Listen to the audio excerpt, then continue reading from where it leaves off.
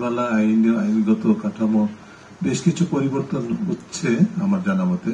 নতুন নির্বাচন কমিশন যে আরপিও সংশোধনের দিকে যাচ্ছে এবং সংবাদকর্মীদের জন্য যে নীতিমালা সেটাতেও কিছু পরিবর্তন এসছে। সেখানে প্রত্যাশিত জায়গায় আমরা যেতে পারিনি।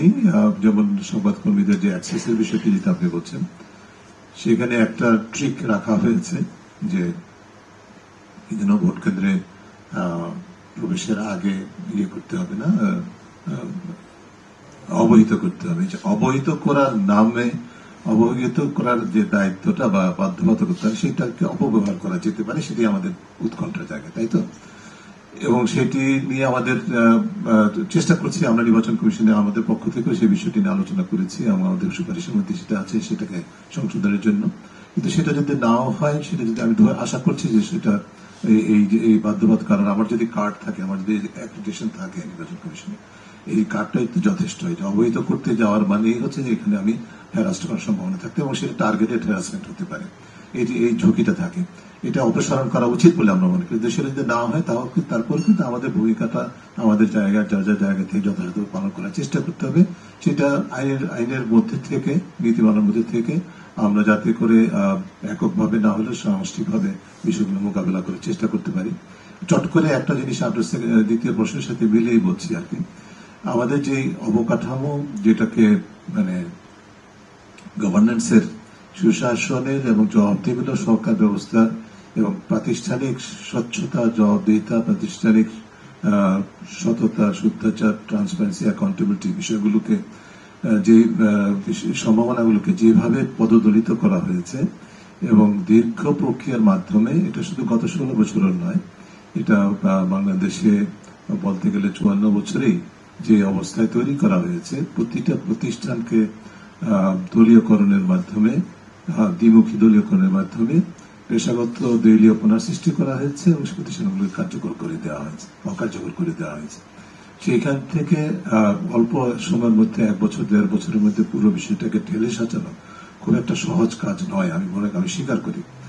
যে কারণে কিন্তু আমাদের যে আপনাদের অনেকের প্রশ্নগুলো, যে আসলে এই প্রশাসন দিয়ে, এই আইন প্রকাশ সংস্থা দিয়ে আমরা আসলে সত্যিকার অর্থে সুষ্ঠু নির্বাচন আশা করতে পারি কিনা, এই প্রশ্নের পেছনে যুক্তি তো অবশ্যই আছে।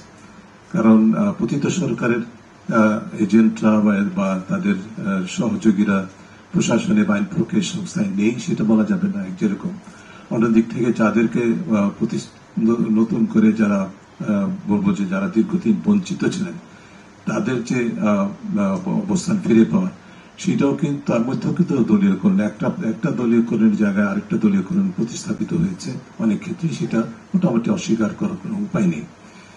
এর পাশাপাশি আছে আর এটা 2 ধরনের শক্তি। অন্যদিকে তৃতীয় আরেকটা আছে যারা হয়তোবা চেষ্টা করছেন মানে নিরপেক্ষ থাকার জন্য, যারা পেশাগত জীবনে সবসময় তো চেষ্টা করেছেন। কারণ আমি মনে করি না যে যারা প্রশাসনে, আইন প্রক্রিয়া সংস্থায় যারা আছেন তারা শতভাগ এইভাবে দলীয়করণের দ্বারা প্রভাবিত। কিছু কিছু কর্মকর্তা কর্মচারী তো আছেন যারা চেষ্টা করে যাচ্ছেন, জেসিম টুলির মতো আরো আছেন হয়তোবা। কাজে এই যে 3 ধরনের শক্তি, তাদের টানাপোড়েনের মধ্যে কিন্তু এই প্রশাসন, আইন প্রক্রিয়া সংস্থা চলবে, তারা তাদের ভূমিকাটি পালন করবে এবং সেটি আসলে আমাদের দায়িত্ব হবে পর্যবেক্ষণ করে। এটি চট করে এদের পরিবর্তন করে ফেলা এবং নতুন করে পুরো প্রশাসন, আইন প্রক্রিয়া সংস্থা ঢেলে সাজানো, সেটা যেরকম সম্ভব ছিল না, সম্ভব নয়। একইভাবে আমাদেরকে সময় দিতে হবে যাতে করে এটা একটা স্থিতিশীলতার মধ্যে আসে, একটা নতুন ধরনের পেশাদারিত্ব তৈরি হয়। যে কারণেই কিন্তু সংস্কার কমিশনগুলো তাদের প্রস্তাবনা, তাদের সুপারিশগুলো প্রস্তাব করেছে। দুর্ভাগ্যের বিষয় যে সেই প্রস্তাবনা, সুপারিশগুলো বাস্তবায়নের খুব একটা এখন পর্যন্ত অগ্রগতি হয় নাই। সেটা যতটুকু হতে পারত ততটুকু হয়নি, কিছু হয়েছে, কিন্তু সেদিকে আমরা যাচ্ছি। একটা পর্যায়ে সেদিকে হয়তো আমরা বাস্তব পুরোপুরি অর্জন করতে পারবো।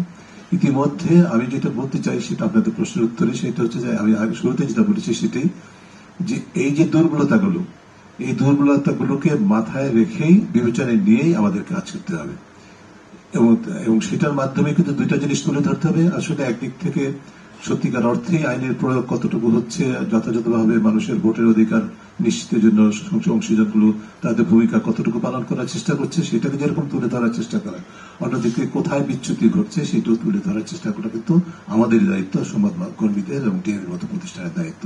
সেই কাজটি আমাদের করতে হবে। আমাদেরকে ফ্র্যাঙ্কলি আমি খুবই ওপেনলি বলবো, মনে রাখতে হবে যে আমাদের পলিটিক্যাল স্পেস অর্থাৎ রাজনৈতিক অঙ্গন এবং আমলাতান্ত্রিক অঙ্গন, এই দুইটা জায়গায় সত্যিকার অর্থে আমাদের বৈষম্যবিরোধী আন্দোলনের যে মূল চেতনা তার থেকে বাস্তব শিক্ষা গ্রহণ করা হয়েছে এরকম দৃষ্টান্ত এখনো কিন্তু বিরল। যে কারণে আমাদেরকে এই এই এই অ্যাজাম্পশনটার উপর ভিত্তি করেই এবং এটা চট করে ওরা শিক্ষাটা গ্রহণ করবেন এবং গ্রহণ করে তারা সুষ্ঠু নিরপেক্ষ নির্বাচনের জন্য সঠিকভাবে একটু পালন করতে পারবেন।